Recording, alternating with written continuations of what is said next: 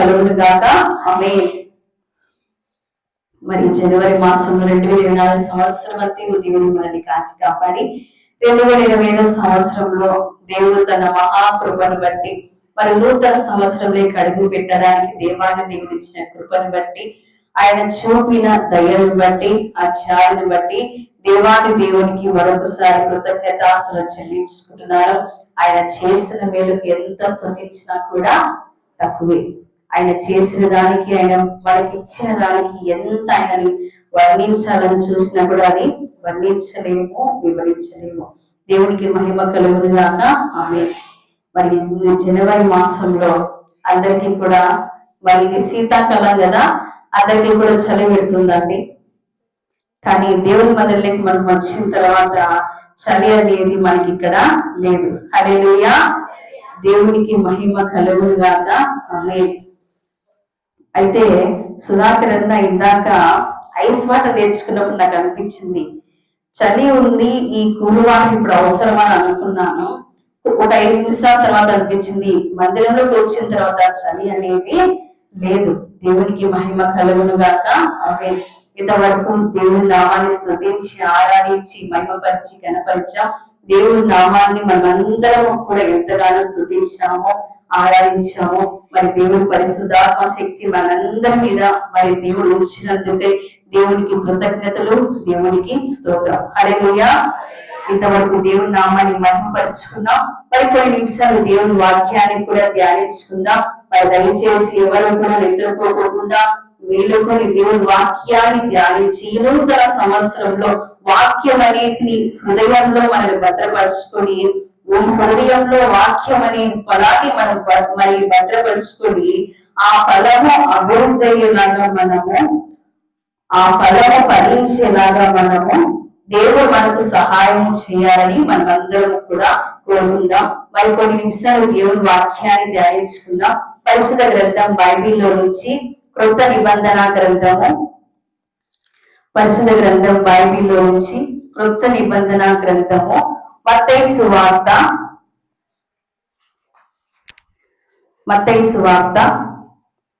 8వ అధ్యాయము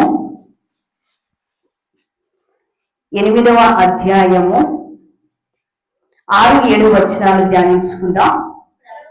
ప్రభువా, నా దాసుడు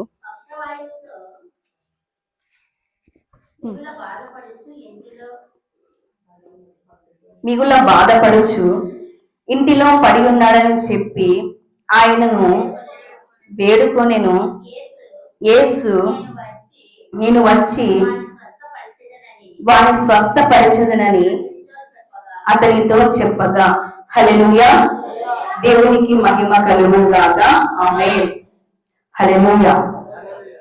అయితే చదువుకున్నటువంటి లేఖన భాగాన్ని మరొకసారి మనం ధ్యానించుకున్నట్లయితే, ప్రభువా, నా దాసుడు పక్షవాయువుతో మిగుల బాధపడుచు ఇంటిలో పడి ఉన్నాడని ఆయనను వేడుకొనెను. యేసు, నేను వచ్చి వారిని స్వస్థపరచదనని అతనితో చెప్పగా. హల్లెలూయా. అయితే ఇక్కడ యేసు క్రీస్తు ప్రభుల వారు సువార్త చేస్తున్నటువంటి సందర్భాలలో ఆయన అనేక గ్రామాలు, అనేక ప్రాంతాలు ఆయన వెళుతుండేవారు. అలా వెళుతున్న చోటల్లా, వెళుతున్న గ్రామాలలో కూడా అనేక మందికి స్వస్థత ఇచ్చేవాడు, దయ్యాలు పట్టిన వారికి విడుదల ఇచ్చేవాడు, మరి బంధకాల నుంచి విడుదల ఇచ్చేవాడు, అనేకమైన సమస్యల నుంచి వాటిని పరిష్కరించేటువంటి వారు. ఆయన సువార్త చేస్తున్నటువంటి సందర్భాలలో ఆయన అనేక గొప్ప కార్యాలు, గొప్ప అద్భుతాలు చేస్తూనే వెళ్ళిపోయాడు.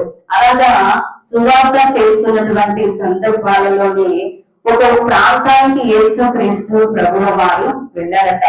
యేసు క్రీస్తు ప్రభుల వారు ఒక ప్రాంతానికి వెళ్ళారు. ఆ ప్రాంతం పేరు కపెర్నహూము. ఆ కపెర్నహూము అనేటువంటి ప్రాంతంలోనికి దేవుడు అడుగు పెట్టాడు. ఆ ప్రాంతంలో అనేకమైన అద్భుతాలు, కార్యాలు, సూచక క్రియలు దేవాలయ దేవుడు జరిగిస్తూనే ఉన్నాడు. అలాగా జరిగిస్తూ ఉన్నటువంటి సందర్భంలో అలాగే వెళుతూ ఉన్నప్పుడు ఒక శతాధిపతి ఆయన దగ్గరకు వెళ్ళాడు. ఒక శతాధిపతి యేసు క్రీస్తు ప్రభుల వారి దగ్గరికి ఎక్కడ ఉన్నాడు, ఏ చోట ఉన్నాడని తెలుసుకొని ఆ శతాధిపతి యేసు క్రీస్తు ప్రభుల వారి దగ్గరికి వెళ్ళాడు. శతాధిపతి అంటే ఏమిటి? శతాధిపతి అంటే ఒక 100 మందికి అధిపతి. శత అంటే 100, 100 మందికి అధిపతి. ఆ అధిపతి యేసు క్రీస్తు ప్రభుల వారి దగ్గరికి వెళ్ళారు. మరి ఆయన ఎందుకు వెళ్ళాడు, మరి ఏమని ఆయన అడగడానికి వెళ్ళాడు అని మనం ఇందాక చదువుకున్నాం కదా. ఒక పక్షవాయువు కలిగినటువంటి నా దాసుని స్వస్థపరచండి అని యేసు క్రీస్తు ప్రభుల వారిని వేడుకోవడానికి వెళ్ళాడట. శతాధిపతి అంటే 100 మందికి అధికారి. ఆయన కింద 100 మంది ఉన్నారు. 100 మంది ఉన్నా కూడా పలానా పలానా చోట యేసుక్రీస్తు ప్రభుల వారు ఉన్నారట. ఒక వ్యక్తిని పంపించి ఆయన మరి తీసుకుని రాపో అంటే ఆ 100 మందిలో ఏ ఒక్కరు పలకరండి.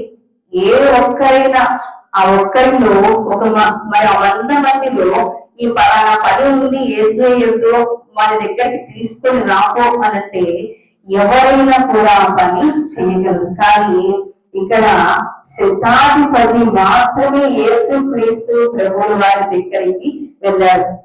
దీనిని బట్టి మనం అర్థం చేసుకోవచ్చు, ఆయన ఒక అధికారి అయి ఉండి శతాధిపతి 100 మందికి అధికారి అయ్యంటే అతను ఎంతో ధనవంతుడు ఉండవచ్చు, ఎంతో హోదా కలిగి ఉండవచ్చు. అన్ని అలాంటి మరి ఉన్నప్పటికీ కూడా అన్ని తగ్గించుకొని దీనత్వంతో యేసుక్రీస్తు ప్రభువుల వారి దగ్గరికి ఆయన వెళ్ళాడు. అంటే ఈ లోకంలో డబ్బు ఉంది, ధనం ఉంది, హోదా ఉంది, అధికారం ఉంది, అన్ని ఉన్నాయి అని అనుకుంటాము.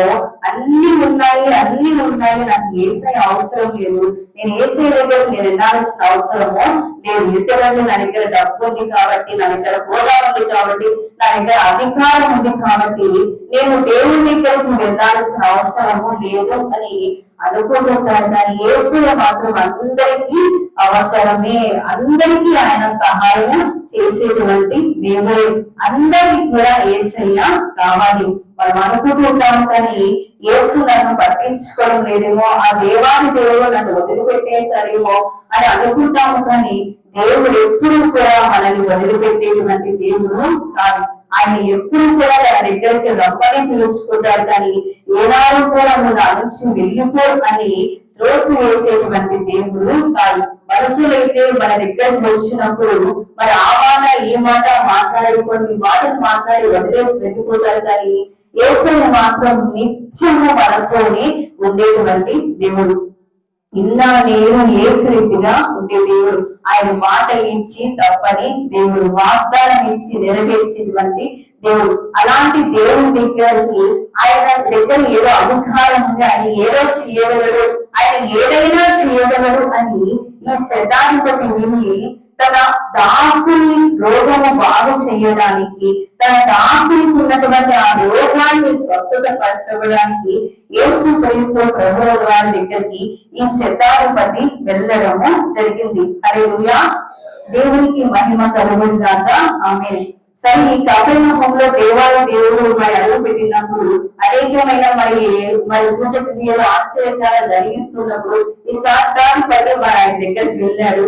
అన్ని తగ్గించుకొని తన దగ్గర ఉన్న అధికారాన్నింటినీ కూడా తగ్గించుకొని ఆయన ఆ శతాధిపతి యేసుక్రీస్తు ప్రభువుల వారి దగ్గరికి వెళ్ళి ఏమంటున్నాడంటే, ప్రభువా, నా దాసుడు పక్షవాయువుతో మిగుల బాధపడుచు ఇంటిలో పడి ఉన్నాడని చెప్పి ఆయనను వేడుకొను. యేసు, నేను వచ్చి వారిని స్వస్థపరచెదనని అతనితో చెప్పగా. హల్లెలూయా. మనకి ఇక్కడ బాధ్యత కనబడుతుంది. బాధ్యత, విశ్వాసము, నమ్మకము మనకి కనిపిస్తా ఉంది.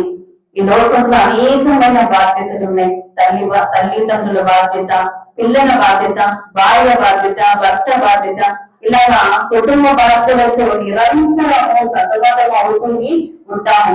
ఏదో ఒక విధంగా మరి కుటుంబంలో ఉన్నటువంటి లోటుపాట్లను కానీ ఏదో ఒక విధంగా బాధ్యతగా ఒక్కొక్కసారి మనం ఆ బాధ్యతను నిర్వర్తించలేక పోతా ఉంటాము. బాధ్యత అనేది కొంతమందికి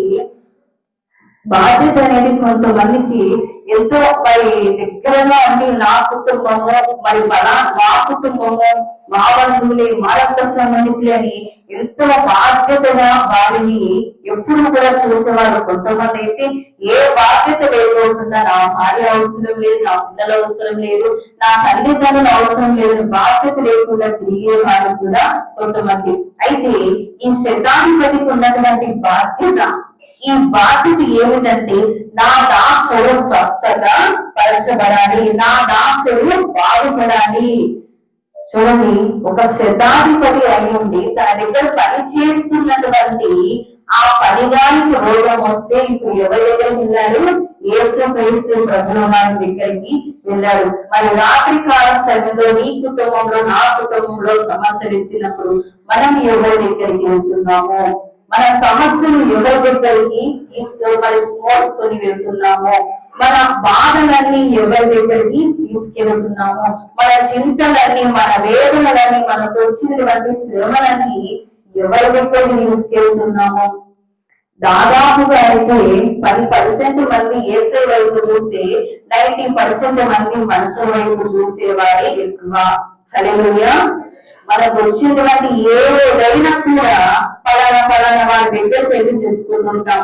రోగమైనా, బాధైనా, కష్టమైనా, నష్టమైనా ఏదైనా కూడా మనసు దగ్గరికి వెళ్ళి చెప్పుకున్న తర్వాత వారు ఏమీ చేయలేరు, మనకి ఏ విధంగా సహాయపడాలని తెలుసుకున్న తర్వాత అప్పుడు దేవుని దగ్గరికి వెళ్తాం. అప్పుడు దేవుని అడుగుతాం, దేవా నాకు పలానా సమస్య వచ్చింది, పలానా రోగం వచ్చింది, పలానా బాధ వచ్చింది అని అప్పుడు దేవుని దగ్గరికి వెళ్తాం. అంటే మొట్టమొదటిగా మనసులో చూసిన తర్వాత దేవుని దగ్గరికి వెళ్తే దేవుడు అప్పుడైనా కూడా మరి క్షమించేటువంటి దేవుడు. ఎందుకంటే ఆయన ప్రేమా స్వరూపి కాబట్టి ఆయన దగ్గరికి వచ్చిన వారు ఎవరిని కూడా ఆయన దోష వేసేటువంటి దేవుడు కాదు. కానీ మొట్టమొదటిగా ఈ శతాధిపతి మరి దేవుణ్ణి గుర్తించిన అంతవరకు కూడా దేవుడు అంటే తెలియని బట్టి వ్యక్తి, అంతవరకు దేవుని ఎరగనటువంటి వ్యక్తి. అలాంటి వ్యక్తి తన పని వారికి వచ్చినటువంటి కష్టాన్ని చూసి యేసుక్రీస్తు ప్రభుల వారి దగ్గర కంటే దేవుని వైపు మొట్టమొదటిగా చూశాడు. ఒకవేళ అంతవరకు కూడా ఎంతో మంది డాక్టర్లకి చూపించిండవచ్చు, అంతవరకు కూడా ఎన్నో నాటు వైద్యాలు ఇప్పించిండవచ్చు, అయినప్పటికీ కూడా ఏ విధమైన ఫలితము లేదు. ఏ విధమైన ఫలితము లేకపోగా ఇప్పుడు ఆ నోట ఈ నోట మరి ఆయన చెవిన వినపడి, ఆయన చెవిన విని దేవాది దేవుడు ఆ యేసుక్రీస్తు ప్రభుల వారు మా ప్రాంతానికి వచ్చినాడు, ఆయన స్వస్థత పరుస్తాడు అని విశ్వాసంతో, నమ్మకంతో, ఒక బాధ్యతతో ఆయన యేసుక్రీస్తు ప్రభుల వారి వైపు చూశాడు. ఈనాడు నీకు నాకు అలాంటి బాధ్యత ఉందా అండి? ఎంతమంది పలానా వారి కోసం మేము ప్రార్థన చేస్తున్నామండి, పలానా కుటుంబము మరి సమస్యలో ఉన్నారు, పలానా కుటుంబము ఆరోగ్యము బాగలేదు, పలానా వ్యక్తి మరి భయంకరమైనటువంటి రోగముతో బాధపడుతున్నాడు, పలానా కుటుంబం ఎంతో బాగా నిరంతరం ఉందని పలానా కుటుంబం గురించి ఏనాడైనా మన బాధ్యతగా ప్రార్థన చేశామా? ఏనాడైనా మనము దేవుడితో సంభాషించామా? అయ్యా మరి నా కుటుంబాన్ని రక్షించావు, నా పాపాన్ని మరి కడిగి వేశారు, మరి నా సమస్యలని తీసివేశారు, ఇదిగో పలానా కుటుంబంలో పలానా వ్యక్తికి ఆరోగ్యం బాగలేదు, పలానా వ్యక్తి ఆరోగ్యంతో సతమతమవుతున్నాడు, పలానా వ్యక్తి చావు బతుకుల మధ్య ఒట్టమిట్టాడుతున్నారు, ఆ వ్యక్తిని మీరు బాగుపరచండి, ఆ వ్యక్తిని మీరు స్వస్థత పరచండి అని ఏదైనా మనము మోకరించి ప్రార్థన చేశామా? పలానా వ్యక్తి గురించి అంటే వేరే వాళ్ళ గురించి ఏదైనా మనము ప్రార్థన చేశామా? ఏ రోజైనా కూడా మన కుటుంబం గురించి కాకుండా ఇతరుల గురించి మోకరించి ప్రార్థన చేశామా? శతాధిపతి అతని కింద 100 మంది పనిచేసేవాళ్ళు ఉన్నప్పటికీ కూడా వారందరూ కూడా పక్కన పెట్టేసి నేరుగా స్వయాన ఆయనే దేవుడి దగ్గరికి వెళ్ళి మొరపెట్టుకుంటున్నాడు, దేవా ప్రభువా నా దాసుడు నా దగ్గర పనిచేస్తున్నటువంటి వ్యక్తి పక్షవాయువుతో బాధపడుతున్నాడు, దయచేసి అతన్ని మరి స్వస్థత పరచండి అని ఆయన వేడుకుంటున్నట్టుగా మనం ఇక్కడ చూస్తున్నాం. ఎంత బాధ్యత చూడండి, తన దగ్గర పనిచేస్తున్నటువంటి వ్యక్తి పట్ల ఆయన చూపిస్తున్నటువంటి బాధ్యత. ఈ రోజు నీకు నాకు అలాంటి బాధ్యత ఉన్నదా? మరి ఎవరి దగ్గర పని చేస్తున్నప్పుడు మన యజమానులు కానీ ఏనాడైనా అమ్మాయికి ఆరోగ్యం బాగుందా, మీ ఇంట్లో అంతా క్షేమమా అని ఏనాడైనా అడిగారా? అయితే ఇక్కడ అదే ప్రకారముగా నేను వచ్చి వారిని స్వస్థత పరచదనని అతనితో చెప్పగా, ఎప్పుడైతే ఆ పక్షవారు కలిగినటువంటి వ్యక్తి గురించి దేవుని దగ్గర శతాధిపతి వేడుకుంటున్నాడో, ఆ వేడుకుంటున్నప్పుడు దేవుడు అంటున్నాడు ఏమనంటే, నేను వచ్చి వారి స్వస్థత పరచదనని అతనితో చెప్పగా, శతాధిపతితో అంటున్నాడు. ఏమంటున్నాడంటే, నేను వస్తానయ్యా, నేను వచ్చి సమస్య ఏంటి, ఆ రోగం ఏంటో నేను చూసి నేను స్వస్థత పరుస్తాను అని యేసు క్రీస్తు శతాధిపతితో అంటున్నప్పుడు, ఆ శతాధిపతి పలుకుతున్న మాట ఏంటో చూడండి, 9వ వచనం. నేను కూడా అధికారములకు లోబడిన వాడను, నా చేతి క్రింద సైనికులున్నారు. నేను ఒకని పొమ్మంటే పోను, ఒకని రమ్మంటే వచ్చును, నా దాసుని ఈ పని చెయ్యమంటే చెయ్యును అని ఉత్తరం ఇచ్చును. మరి అక్కడ 8వ వచనంలో ఆ శతాధిపతి, ప్రభువా, నీవు నా ఇంటిలోనికి వచ్చుటకు నేను పాత్రను కాను, నీవు మాట మాత్రం సెలవిమ్ము, అప్పుడు నా దాసుడు స్వస్థత పరచబడును. హల్లెలూయా, దేవునికి మహిమ కలుగును గాక. ఆమేన్. యేసయ్య నేను వచ్చి స్వస్థత పరుస్తాను అంటే ఈ శతాధిపతి ఏమంటున్నాడండి? శతాధిపతి అంటున్నాడు, ప్రభువా, నీవు నా ఇంటిలోకి వచ్చుటకు నేను పాత్రను కానరా. నువ్వు అంటున్నావు వస్తాను అని, నువ్వు వస్తానంటున్నావు, కానీ నా ఇంటికి రావడానికి నేను అర్హత సంపాదించుకోలేదు. నువ్వు నా ఇంటికి రావడానికి ఆ యోగ్యత నాకు లేదు. నేను అందుకు పాత్రను కాను, అందుకు తగిన వాడిని కాను. నువ్వు మాట మాత్రం సెలవు, దాన్ని తీసుకొని నేను వెళతాను అని. యేసయ్య వస్తాను అంటే ఎవరైనా వద్దన్నా, ఇప్పుడు మనం ఉంటాం, సేవకుడు వచ్చిన అమ్మ నేను మీ ఇంట్లో ప్రార్థన చేయడానికి వస్తుందా అంటే సిద్ధపడతాం, అన్నిటికీ సిద్ధపడతాం. సేవకుడు మా ఇంటికి వస్తున్నారంట ప్రార్థన చేయడానికి అంటే ఎంతో సంతోషిస్తాం. అలాంటిది యేసయ్యే అమ్మా నేను మీ ఇంటికి వస్తున్నా, అయ్యా నేను మీ ఇంటికి వస్తున్నా అంటే ఎంత సంబరపడతామో, ఎంత ఆనంద పడతామో. కానీ శతాధిపతి అంటున్నాడు, ఏమంటున్నా అంటే, ప్రభువా, నువ్వైతే వస్తానంటున్నావు మంచిది, కానీ నీవు రావడానికి నా ఇంటికి అందుకు నేను పాత్రను కాను, నా ఇంటికి యోగ్యత లేదయ్యా, నా ఇంటికి అర్హత లేదయ్యా. నువ్వైతే వస్తానంటున్నావు కానీ నేను దానికి తగిన వాణ్ణి కాను. ఎంత తగ్గించుకొని మాట్లాడుతున్నాడు చూడండి, ఎంత దీనత్వంతో మాట్లాడుతున్నాడో. ఇప్పుడు ఆయన సువార్త చేస్తున్నాడు, సువార్త మరి ప్రకటిస్తా ఉన్నాడు, బోధిస్తా ఉన్నాడు. అనేక మంది జన సమూహములు ఉన్నారు. అలాంటి జన సమూహంలో ఈ శతాధిపతి వెళ్ళి తన దాసుల గురించి మాట్లాడుతూ ఉన్నప్పుడు అనేక మంది జన సమూహం అక్కడ గుంపు కూడి ఉంది. అలాంటి గుంపు కూడి ఉన్నటువంటి సమూహంలో శతాధిపతి వెళ్ళాడు. ఏమంటున్నారు? నువ్వు నా ఇంటికి రావడానికి నేను పాత్రను కాను. ఏమని ఇంటికి ఒంటరిగా తీసుకొని వెళ్ళి నువ్వు నా ఇంటికి రావడానికి పాత్రలు కానున్నారా? అందరి మధ్యలో అందరి సమక్షంలో అంటున్నాడు, నువ్వు నా ఇంటికి రావడానికి నేను పాత్రలను, నేను తగిన వాడిని కాను అని. ఒక్కొక్కసారి అందరి ముందు ఏదైనా ఒప్పుకోవాలంటే మనకు భయం. అందరి ముందు ఏదైనా మనల్ని మనం తగ్గించుకోవాలంటే మాత్రము ఏ విధంగా తగ్గించుకొని ఇంకా హెచ్చుమని మాట్లాడుకుంటాం, కానీ మన గురించి తగ్గింపు అనేది మనలో రాదు. దేవుని యందు విశ్వాసం ఉన్నవారు, ఆధ్యాత్మికంగా ఎదిగేవారు ఖచ్చితంగా తమని తాము తగ్గించుకుంటారు. ఒక శతాధిపతి 100 మందికి అధికారి అయినప్పటికీ కూడా అంత జన సమూహంలో తనని తాను తగ్గించుకుంటూ, దేవాలయంలో నా ఇంటికి రావడానికి నేను పాత్రను కాను.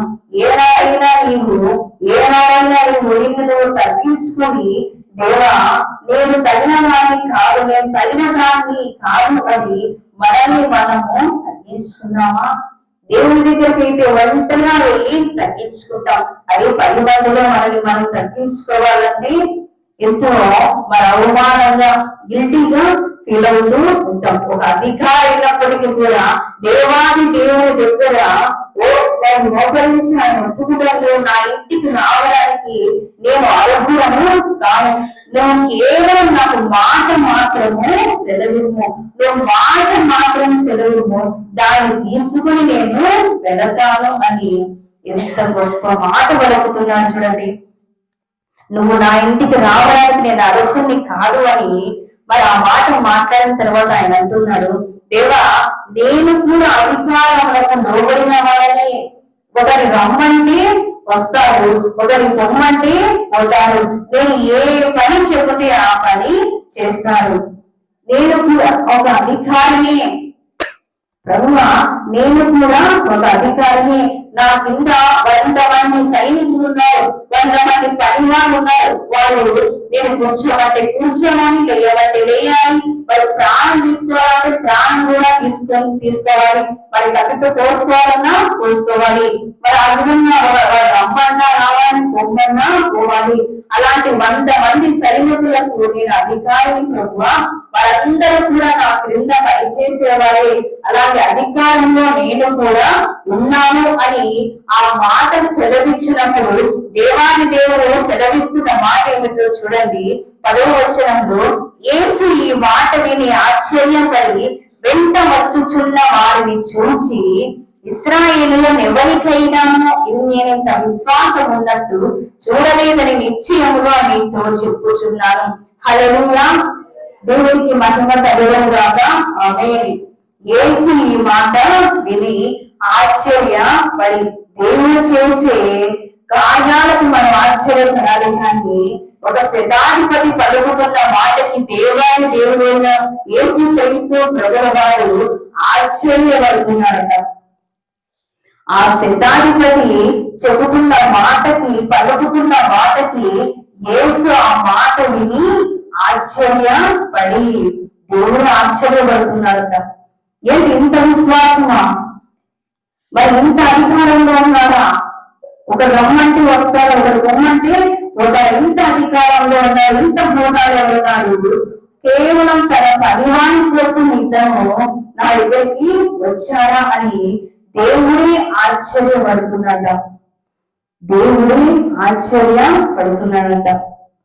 ఏ రోజైనా మన వారి కోసం వీరి కోసం దేవుడి దగ్గర ప్రార్థనైతే దేవుడే మన విశ్వాసాన్ని చూసి ఆశ్చర్యపడాలంట. అటువంటి విశ్వాసం ఉందా? అటువంటి ఆశ్చర్యపడేటువంటి గుణం మనలో ఉన్నదా? యేసు ఆ మాట విని ఆశ్చర్యపడి ఏమంటున్నాడంటే, ఇశ్రాయేలులో ఎవరికైనా నేను ఇంత విశ్వాసం ఉన్నట్టు నేను ఇంతవరకు చూడలేదు. ఇశ్రాయేలులో ఎవరికైనా ఇంత విశ్వాసం ఉన్నట్టు నేను చూడలేదు. నేను ఇంత మరి విశ్వాసం నీకున్నదని నాకు తెలియలేదు. ఇశ్రాయేలు ప్రజలలో ఉన్నటువంటి విశ్వాసము, నీ విశ్వాసము కలిగితే ఆఫ్టర్ అంతే, నీ విశ్వాసము గొప్పది, నీ విశ్వాసము బలమైనది. అలాగే మోసే కాలంలో ఇశ్రాయేలు ప్రజలు మరి దేవుడు ఎంతగానో వారిని నడిపిస్తూనే వారికి కావాల్సిన వారిని అన్ని కూడా చూసుకుంటూనే ఉన్నారు. అయినప్పటికీ కూడా ఇశ్రాయేలులో విశ్వాసము లేదు. చదువుతూనే ఉన్నారు, దొరుకుతూనే ఉన్నారు. దేవుడు అంటే భయం లేదు, దేవుడు అంటే భక్తి లేదు. దేవుణ్ణి మరి విసర్జిస్తున్నారు, దేవుని తింటున్నారు, దేవుని దూషిస్తున్నారు. అయినప్పటికీ కూడా దేవుడు అరణ్యంలో నడిపిస్తూనే ఉన్నారు. చూడండి, అంతమంది జనాంగం అన్ని సంవత్సరాలు అరణ్యంలో ఆ విధంగా కాలినడకన వెళుతూ ఉన్నారంటే వారి అవసరాలు ఎన్ని ఉంటాయో చూడండి. ఎన్ని ఉన్నప్పటికీ కూడా దేవుడు వారి అధికముగా ఇస్తూనే రోజు రోజుకి కావలసినటువంటిది ఇస్తూనే ఉన్నాడు. ఆహారం కావాలంటే ఆహారము మరి వెళుతూనే పెరిగి పెద్ద ఒకటి వారి బట్టలు కానీ వారి చెప్పులు కానీ ఏవి కూడా పాత వినలేదు, ఏవి కూడా సన్నగిలిపోలేదు. వారు వెళుతుండే కొద్ది, వారు పెరిగే కొద్ది, వారి ముసలివారి కొద్ది వారి అవసరతలన్నీ దేవుడు తీరుస్తూనే ఉంటాడు. చూడండి, మగవారు ఎంతమంది ఉన్నారంటే దానికి ఆడవాళ్ళు ఎంతమందో, వారి పిల్లలు ఎంతమందో, ముసలివాళ్ళు ఎంతమందో, మరి లేడీస్ ఎన్నో పర్సనల్ ప్రాబ్లమ్స్, మరి ఇవన్నీ కూడా దేవాది దేవుడు అన్ని కూడా తీరుస్తూనే వచ్చాడు. ఇశ్రాయేలు ప్రజల్ని మరి 540 సంవత్సరాలు దేవాది దేవుడు పోషించాలంటే అది ఆశామాస అయినటువంటి పని కాదు. ఎన్ని అవసరతలు ఉన్నాయో అన్ని అవసరతలు కూడా దేవుడు తీరుస్తూనే ఉన్నాడు. అయినప్పటికీ కూడా ఇశ్రాయేలులో కొంచెం కూడా విశ్వాసం దేవునికి కనిపించలేదు. ఎంత చేసినా కూడా దేవుని తిరుగుతూనే ఉన్నారు. ఎంత ఇచ్చినప్పటికీ దేవుని దూషిస్తూనే ఉన్నారు. అలాంటి ఇశ్రాయేలు ప్రజలలో ఉన్నటువంటి విశ్వాసము, అలాంటి మరి విశ్వాసము ఏ విధంగా కూడా నీతో సాటి రాదు. నీకున్నటువంటి విశ్వాసము ఇశ్రాయేలు ప్రజలలో ఎవ్వరికి కూడా నేను ఇలాంటి విశ్వాసము చూడలేదు. నీ విశ్వాసము గొప్పది, నీ విశ్వాసము బలమైనది అని సెలవించి చూడండి, చివరిగా అక్కడ 8వ అధ్యాయంలోని 13వ వచనంలో, అంతటి యేసు ఇక వెళ్ళుము, నీవు విశ్వసించిన ప్రకారం నీకు అవును గాకని శతాధిపతితో చెప్పెను. ఆ గడియలోని అతని దాసుడు స్వస్థత నొందెను. హల్లెలూయా, దేవునికి మహిమ కలుగును గాక. ఆమేన్. ఇప్పుడు దేవుడు ఇక నువ్వు వెళ్ళి నువ్వు అనుకున్న దాని ప్రకారమే, నువ్వు విశ్వసించిన దాని ప్రకారమే అది అవును గాక అని దేవుడు ఆశీర్వదించి స్వస్థత పరిచి పంపించాడు. ఇప్పుడు ఈ శతాధిపతి ఒక అద్భుతాన్ని, ఒక ఆశ్చర్య కార్యాన్ని పట్టుకొని తీసుకొని ఇంటికి వెళ్ళాడు. చూడండి ఎంత గొప్ప విశ్వాసమో. ఇక నీవు విశ్వసించిన దాని ప్రకారమే నీకు అవును గాక అని ఆ గడియలోనే అతని దాసుడు స్వస్థత నొందెను. ఎప్పుడైతే దేవుడు నోటి మాట సెలవీయంగానే వెంటనే అతని దాసుడు స్వస్థత పొందుకున్నాడట. శతాధిపతి విశ్వాసము ఇప్పుడు ఎవరిని స్వస్థత వచ్చింది? అతని దాసుని. ఆ దాసుడు స్వస్థత పరచడానికి ఎవరి విశ్వాసం కారణమైంది? శతాధిపతి విశ్వాసం. చూడండి, తన యజమాని ఒక పనివాడు బాగోలేకపోతే మంచాన పడితే అతని యజమాని దేవుడి దగ్గరికి వెళ్ళి మొరపెట్టుకుంటే ఆ మొరను దేవుడు విని ఆ మొరను దేవుడు కనికరించి దేవుడు అతని దాసుని తన పనివాడిని స్వస్థత పరిచినట్టుగా మనము చూస్తా ఉన్నాము. ఈనాడు వారు వింటున్నటువంటి నీవైనా నేవైనా ఏ రోజైనా మనం ఇతరులకు బాగోలేదని, ఇతరులకు సమస్యలు ఉన్నాయని ఏ రోజైనా మనం దేవుని దగ్గరికి వెళ్ళి అడిగామా? ఏ రోజైనా మనం దేవుని దగ్గరికి వెళ్ళి పలానా వారి కోసం నేను ప్రార్థన చేయాలనుకుంటున్నాను ప్రార్థన నువ్వు చేసావా? మరి ఇదే ప్రకారంగా మరి బాధ్యత కలిగినటువంటి ఒక 4 వ్యక్తులు మనం చూద్దాం. మార్కు సువార్త 2వ అధ్యాయము, మార్కు సువార్త 2వ అధ్యాయము 2వ అధ్యాయంలో అక్కడ మరి 1 నుంచి మరి 11, 12, 13 వచనాలకు మనం చూసుకున్నట్లయితే ఇక్కడ కూడా మనకు ఒక 4 వ్యక్తులు మనకి ఇక్కడ కనిపిస్తున్నారు. శతాధిపతికి ఉన్నటువంటి బాధ్యత, శతాధిపతికి ఉన్నటువంటి విశ్వాసము ఇప్పుడు ఈ 4 కూడా మనము చూస్తా ఉన్నాము. అయితే అదే ప్రాంతంలోని మరి కపెర్నహూములోని దేవుడు మరొక అద్భుతం చేసి ఉన్నాడు. అద్భుతాన్ని ఒకసారి మనం చూసుకున్నాం. మరి మార్కు సువార్త 2వ అధ్యాయము 3వ వచనము, కొందరు పక్షవాయువు గల ఒక మనుషుని 4 చేత మోయించుకొని ఆయన వద్దకు తీసుకొని వచ్చిరి. హల్లెలూయా. అయితే చాలా మంది 4వ వచనం, చాలా మంది కూడి ఉన్నందున వారు ఆయన యొద్దకు చేరలేక ఆయన ఉన్న చోటికి పైగా ఇంటి కప్పు విప్పి సందు చేసి పక్షవాయువు గల వారిని పలుపుతోని దింపిరి. హల్లెలూయా, దేవునికి మహిమ కలుగును గాక. ఆమేన్. కపెర్నహూములో దేవుడు అద్భుతాలు చేస్తున్నటువంటి తరుణంలో దేవుడు ఒక ఇంటిలోనికి ప్రవేశించాడు. ఆ ఇంటికి ప్రవేశించిన తర్వాత అనేక బహుజన సమూహము ఆ ఇంటి నిండా ఉండిపోయారు. ఆ ఇంటి నిండా జన సమూహం ఉన్నారు, బయట జన సమూహం ఉన్నారు.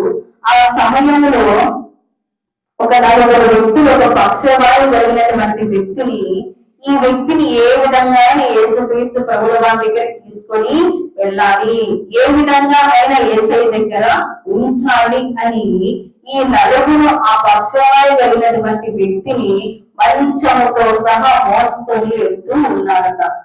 ఆ ప్రాంతంలో ఆ నలుగురు వ్యక్తులు పక్షవాయు కలిగినటువంటి వ్యక్తిని ఆ నలుగురు వ్యక్తులు తలొక పక్క పట్టుకొని మోసుకొని వెళ్తూ ఉన్నారు. వెళ్తూ ఉన్నారు. అలా ఆ ఇంటి వచ్చినప్పుడు ఆ ఇంటి దగ్గర అనేక మంది బహుజన సమూహం అక్కడ మనకి కనబడతా ఉంది. బహుజన సమూహం ఉన్నారట. ఎవరైనా అధికారులు వచ్చినప్పుడు, రాజకీయ నాయకులు వచ్చినప్పుడు ఇక్కడ ఈ ప్రాంతం అంతా కూడా నిండిపోతుంది, బయట ప్రాంతం అంతా కూడా నిండిపోతుంది. రావడానికి కూడా చోటు ఉండదు. ఇప్పుడు వెళ్ళడానికి కానీ, బయటికి వెళ్ళడానికి కానీ, రావడానికి కానీ అక్కడ చోటు లేదట. అలాంటి చోటు లేదు. మరి ఇక్కడ అంతా కూడా మాకు జన సమూహం ఉన్నారు. ఏ విధంగా పక్షవాయు కలిగిన వ్యక్తిని మనం లోపలికి తీసుకొని వెళ్ళాలి, యేసయ్య దగ్గర మనము ఉంచాలి అని ఒక విశ్వాసంతో, ఒక బాధ్యతతో ఆ వ్యక్తిలో తీసుకున్నటువంటి నిర్ణయం ఏమిటంటే, మనం ఎలాగో ఈ వాటిలో ఉంటాం, మనము వెళ్ళలేము, ఏ విధంగా కూడా మనము లోపలికి వెళ్ళలేము. అయితే మనం ఇంటి పైకప్పు నుంచి మనము వెళ్తాము. ఇంటి పైకప్పు నుంచి పక్షవాయు వెళ్ళిన వ్యక్తిని యేసయ్య దగ్గర ఉంచుతాము అని ఇంటి పైకప్పు దగ్గరికి వెళ్ళి అక్కడ పైన ఉన్నటువంటి ఆ పెంకులన్నీ తీసేసి ఆ మంచం ఎంత స్థలం ఆక్రమిస్తుందో అంత స్థలం అంతా కూడా ఇంటి పైకప్పును తీసివేసి ఆ మంచాన్ని తాళతో కట్టి అలాగా కిందికి దించారట. అలాగే కిందికి దించిన తర్వాత చూడండి, అక్కడ 5వ వచనంలో యేసు వారి విశ్వాసము చూచి, కుమారుడా, నీ పాపములు క్షమింపబడి ఉన్నవని పక్షవాయువు గల వారితో చెప్పెను. ఎవరు విశ్వాసం చూసట? నలుగురు వ్యక్తుల విశ్వాసము చూసి పక్షవాయువు కలిగిన వ్యక్తిని స్వస్థత పరచబడమే కాదు, దాన్ని నీ పాపములు క్షమింపబడ్డాయి. ఒక నలుగురు విశ్వాసం బట్టి ఆ వ్యక్తి స్వస్థత పొందుకున్నాడు. అలాగే తన పాపాన్ని కూడా క్షమింపబడ్డాయి. హల్లెలూయా, దేవునికి మహిమ కలుగును గాక. ఆమేన్. ఆ నలుగురు వ్యక్తులు ఎవరండి? ఏమన్నా వారి అన్నతమ్ములా, లేదంటే ఆయన రక్త సంబంధికులా, వారి బంధువులా? కాదు, ఎవరు కాదు. మానవత్వంతో ఒక బాధ్యత కలిగినటువంటి వ్యక్తులు, యేసుక్రీస్తు అద్భుతాలు చేస్తున్నాడు, ఆశ్చర్య కార్యాలు చేస్తున్నాడు.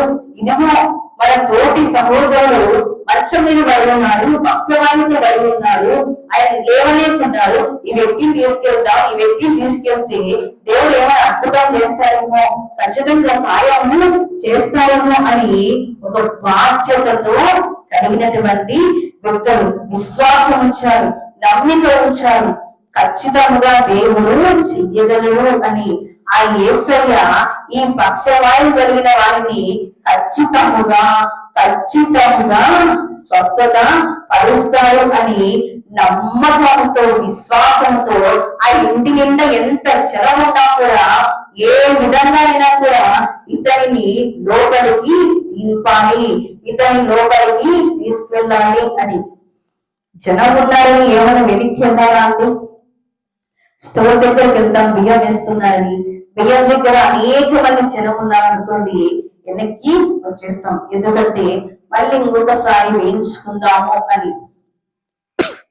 లేదంటే ఏదైనా మరి ఆఫీసుల దగ్గర, మరి అధికారుల దగ్గరికి వెళ్ళినప్పుడు జనాలు ఎక్కువ ఉన్నారు, మరి ఇంకొకసారి వద్దాము అని.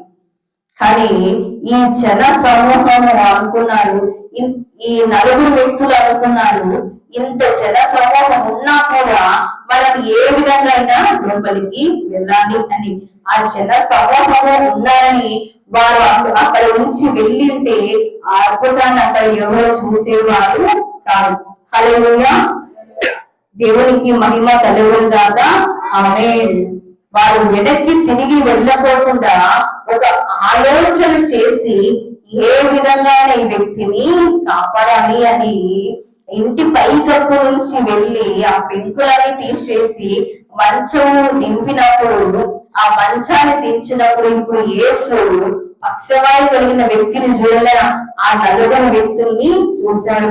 ఆ పైన ఆ నలుగురు వ్యక్తుల్ని చూసి ఏమంటున్నా అంటే, మీ విశ్వాసం బట్టి ఈ పక్షవాయు కలిగిన వ్యక్తి నేను స్వస్థపరుస్తున్నా, మీ విశ్వాసం బట్టి ఈ పక్షవాయు కలిగినటువంటి పాపాలను నేను తుడిచివేస్తున్నా, ఈ పాపాలన్నీ నేను కడిగేస్తున్నా అని పక్షవాయు కలిగిన వ్యక్తికి శరీర స్వస్థతే కాదు కానీ ఆత్మీయ స్వస్థత కూడా దేవాది దేవుడు అనుగ్రహించాడు. నలుగురు విశ్వాసం బట్టి ఒక వ్యక్తి ఇప్పుడు రక్షింపబడ్డాడు. హల్లెలూయా. ఒకవేళ ఆ నలుగురు వ్యక్తులు వాక్యవాసులం ఏదైతే చేయాలని అనుకుని ఉంటే ఆ సంఘటన, ఆ అద్భుతము, ఆ కార్యము చూడలేదు. ఒకవేళ ఆ నలుగురు వ్యక్తులు మాకెందుకు అని వదిలిపెట్టి వెళ్ళిపోయింటే ఇంత జన సమూహం ఉన్నారని నీ ఇష్టం నువ్వు ఏ విధంగా వెళ్ళిపోని వారు వదిలేసింది అద్భుతాన్ని మనము చూసేవారము కాదు. ఈనాడు మనము బాధ్యత కలిగి జీవించాలి, విశ్వాసం కలిగి జీవించాలి, నమ్మకం కలిగి జీవించాలి. మనం అనుకుంటాము మన జీవితంలో ఏమీ జరగడం లేదు అని అనుకుంటుంటాము, కానీ దేవుడు ఖచ్చితంగా ఏదో ఒక రోజు ఆ నమ్మకాన్ని వమ్ము చేసేటువంటి దేవుడు కాదు. అయితే అక్కడ చివరిగా ఒక వచనం చూసుకొని ముగించుకుందాం. 9వ వచనము, నీ పాపములు క్షమింపబడి ఉన్నవని చెప్పుట సులభమా, నీవు లేచి నీ పరిపెత్తుకొని నడవమని చెప్పుట సులభమా, అయితే పాపములు క్షమించుటకు భూమి మీద మనస్సు కుమారునికి అధికారం కలదని మీరు తెలుసుకోవాలని వారితో చెప్పి. హల్లెలూయా. అదే ప్రకారం మత్తయి సువార్త 28వ అధ్యాయంలో 18వ వచనంలో ఒక మాట చదువుకుందాం.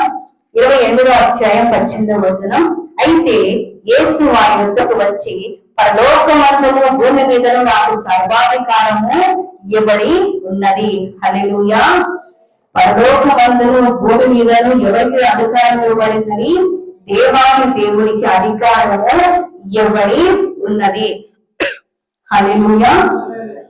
దేవుడు ఆ వ్యక్తిని స్వస్థత పరిచినప్పుడు తన పాపాలు క్షమింపబడ్డాయి అని చెబుతూ ఉన్నటువంటి సందర్భంలో అక్కడ ఉన్నటువంటి ఆ శాస్త్రులు, ఆ పరిచయం అంటున్నారు, ఏంటి ఇతను దేవదూషణ చేస్తున్నాడా, పాపాలు క్షమింపబడ్డాయని చెప్తున్నాడు, దేవాది దేవునికి కదా అధికారం ఉన్నది, ఇతను ఎందుకు పాపము క్షమింపబడ్డాయి అని చెబుతా ఉన్నాడు అని ఈ శాస్త్రులు, ఈ పరిచయులు, ఆ జన సమూహాలు ఎందుకు దిగుతా ఉంటారంటే, ఎక్కడైనా దేవుడు తప్పు చేస్తారేమో, ఆ యేసయ్య ఎక్కడైనా తప్పు చేస్తారేమో, తప్పుగా మాట్లాడతామేమో అని ఈ శాస్త్రులు, ఈ పరిచయులు ఎప్పుడు కూడా యేసయ్యతో తిరుగుతూ ఉండేవారట.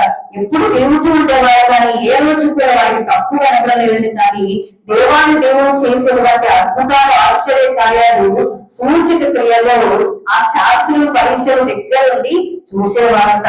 అయితే వారంటున్నా, ఇతను దేవదూషణ చేస్తున్నాడా, ఈ పాపము క్షమింపబడ్డాన్ని ఏ విధంగా చెబుతా ఉన్నాడు.